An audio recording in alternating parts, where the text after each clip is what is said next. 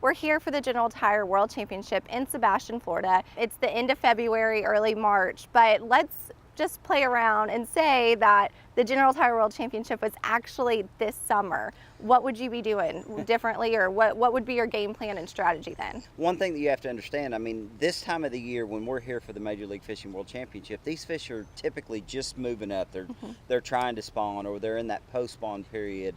They're still, you know, kind of caught up in a lot of different phases. But when you get into the summertime months, it really becomes a little, in my mind, a little simpler to fish down here. I mean, the fish generally bury up in the heavy vegetation.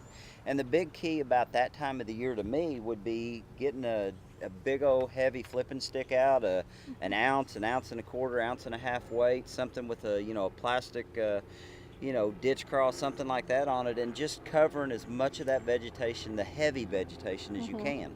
The big thing there is making sure that you have the right equipment to get the job done. I mean, I'm going to be doing this with 60 or 80 pound Sunline FX braid. I'm going to have, like I said, an ounce and a half, ounce and, you know, a quarter tungsten weight. I'm going to have a super heavy duty hook on that bait, because when you pitch that bait into that heavy vegetation, I mean, when you rear back and set the hook on one, it's going to be a battle. And that's the big key is, you know, Sunline FX braid to get the job done that time of the year.